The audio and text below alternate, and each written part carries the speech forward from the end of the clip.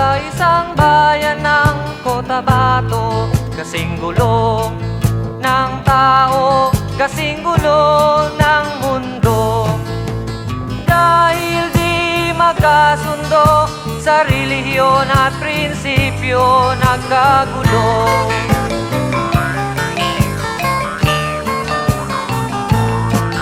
Ang bayan ko sa Cotabato, kasing gulo ng isip ko. Di alam saan nang galing, di alam saan patungo. Kapatid sa kapatid, laman sa laman, sila-silang naglalaban. Di ko alam ang dahilan ng gulo.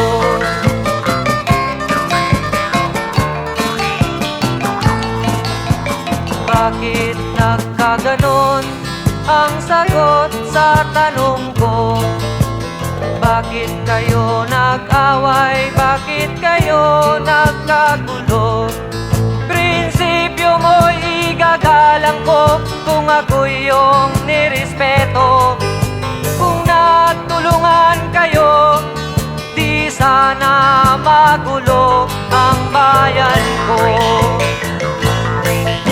Sa bayan kong sinilangan, sa Timog Cotabato, ako ay namulat sa napakalaking gulo. Dahil walang respeto sa prinsipyo ng kapwa-tao, kapwa Pilipino ay pinapahirapan mo.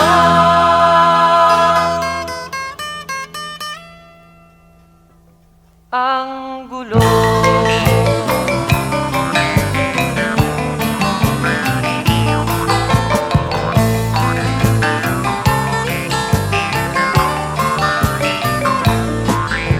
Ako'y nananawagan, humihingi ng tulong nyo. Kapayapa'y bigyan ng daan, kapayapaan sa bayan ko. Bakit kailangan pang maglaban? Magkapatid kayo sa dugo. Kailan kayo magkakasundo? Kapayapa'y kailan matatamo ng bayan ko?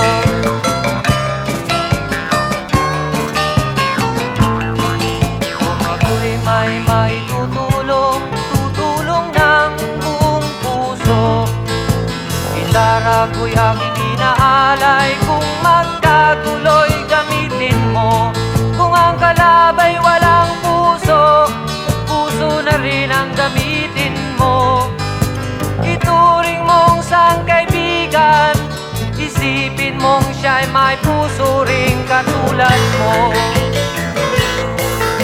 Sa bayan kong sinilangan, sa Timog Cotabato, ako ay namulat sa napakalaking gulo.